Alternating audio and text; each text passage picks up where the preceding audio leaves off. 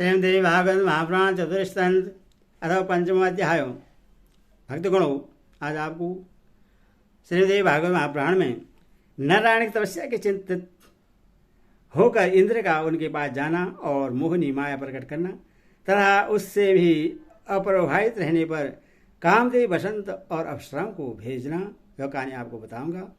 भक्तगणों, आप भक्ति माँ भगवती चैनल को लाइक करें, सब्सक्राइब करें। माँ भगवती आपका रक्षा करें। सुनिए। व्यास जी बोले, हे निबोधम, अब अधिक कहने से क्या लाभ। इस संसार में कहीं बिरला ही ऐसा कोई धर्मात्मा पुरुष होगा जो द्रोह भाव से रहित हो। यह चर अचर संपूर्ण संसार राग देश और क्रोध है। हे राजेंद्र, सतयुग में भी यह संसार ऐसा ही था। तब कली से दूषित इसके विषय में क्या कहा जाए। हे राजन, जब देवता भी सदा ईर्ष्यायुक्त द्रोह से भरे हुए तथा छल परायण रहते हैं, तब मनुष्य तथा पशु पक्षियों की बात ही क्या है। यदि कोई मनुष्य द्रोह करने वाले के प्रति द्रोह भाव रखे तो यह समानता की बात है, किंतु द्रोह न करने वाले तथा शांत स्वभाव वालों के प्रति विद्वेष रखने को नीचता कहा गया है। यदि कोई तपस्या शांत होकर जब ध्यान में लीन हो जाता है तो इंद्र उसके जप में विघ्न डालने हेतु तत्पर हो जाते हैं। सज्जन पुरुष के लिए हर समय सतयुग दिखाई पड़ता है और दुष्ट लोगों के लिए सर्वदा कलयुग ही रहता है। जिस युग में क्रिया तथा योग व्यवस्थित रहती है वे द्वापर तथा त्रेतारु मध्य युग मध्यम कोटि के लोगों के लिए कहे गए हैं।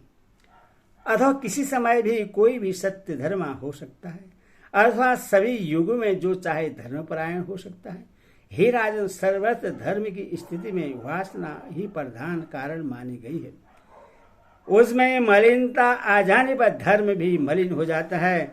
मलिन वासना विनाश के लिए होती है, यह सर्वदा सत्य है।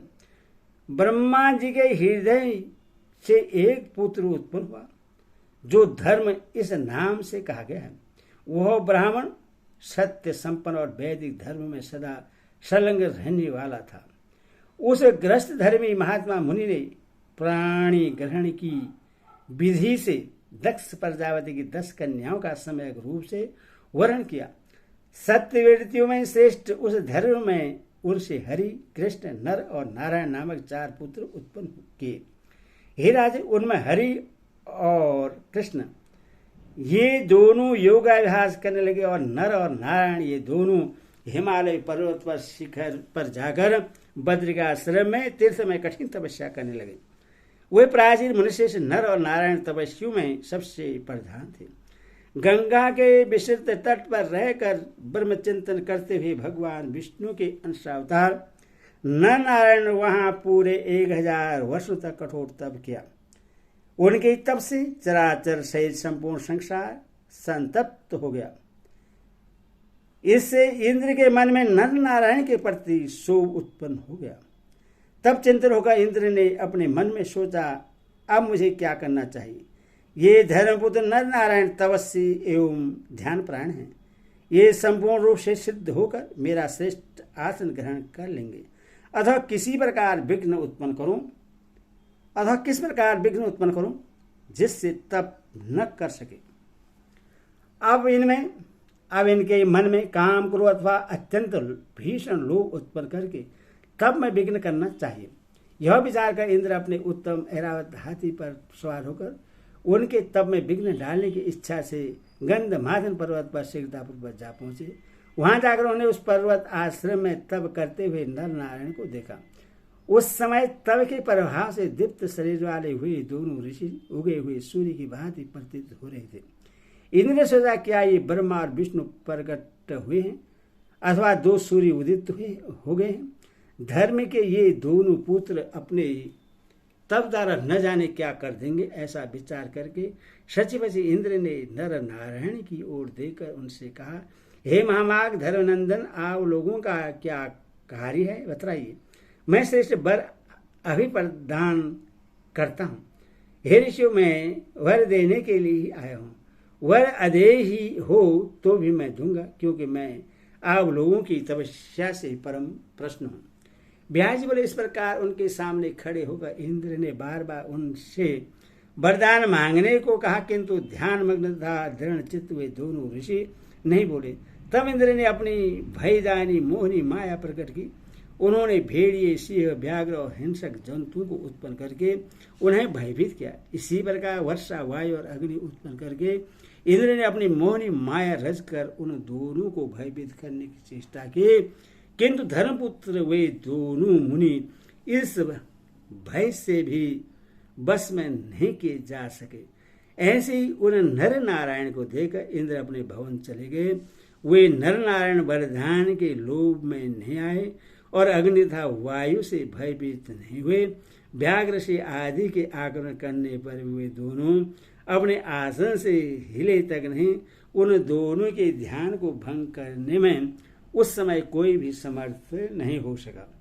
इंद्र भी अपने घर पहुंचकर दुखित होकर विचार करने लगे कि मुनिवरों ने उत्तम ये दोनों ऋषि भय तथा लोभ से विचलित नहीं हुए। वे तो महाविद्या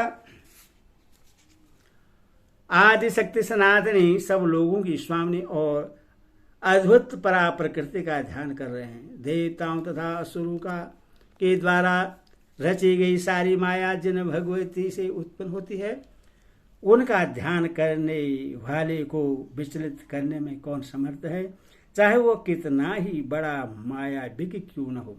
जो लोग कलमश रहित होकर भगवती का ध्यान करते हैं, वे भला कैसे विचलित नहीं किए जा सकते हैं। देवी का वाग बीज, काम बीज और माया बीज, यह जिसके हृदय में विद्यमान है, उससे विचलित करने में कोई भी समर्थ नहीं है। अब माया से मोहित इंद्र ने पुनः उनका प्रतिकार करने हेतु कामदेव तथा बसंत को बुलाकर यह वचन कहा, हे कामदेव, तुम बसंत तथा रति को लेकर अनेक अवसराओं के साथ उस गंधमादन पर्वत पर अभी शीघ्रतापूर्वक जाओ।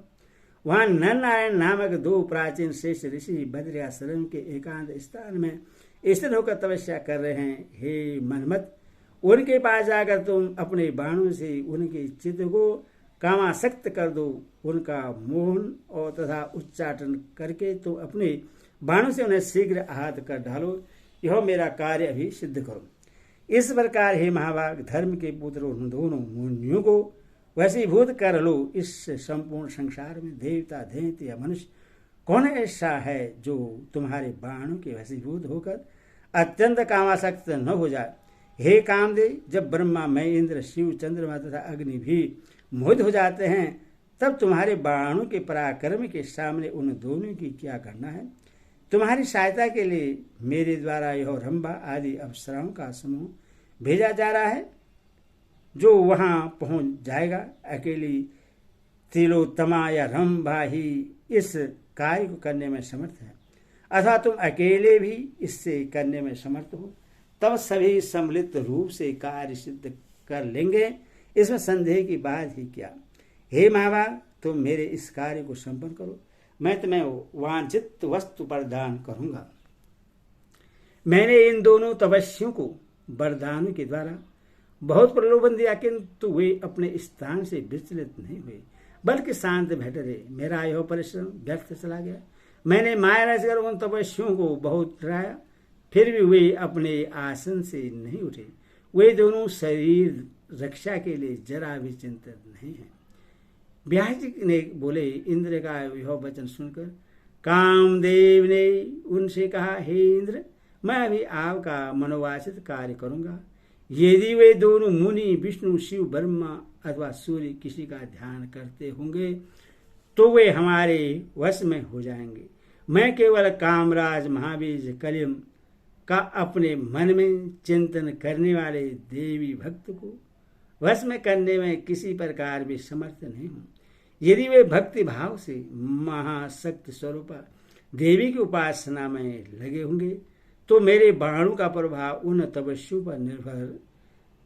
पर नहीं पड़ेगा। इंद्र बोले, हे महाभाग, जाने के लिए उदत इन सभी के साथ तुम वहां जाओ। यदि मेरा यह कार्य अत्यंत दुस्साध्य है, फिर भी तुम इस हितकर तथा उत्तम कार्य को पूर्ण कर लोगे। ब्याज बोले इस प्रकार इंद्र का आदेश पाकर वे लोग पूरी तैयारी के साथ उस स्थान पर गए जहाँ वे धर्मपुत्र नर नारायण कठोर तपस्या कर रहे थे। एते श्री देवी भागवते महापुराणे षष्ठादशस्त्राणां सहितानां चतुर्स्कन्धे नर नारायण कथा नाम पंचम अध्याय।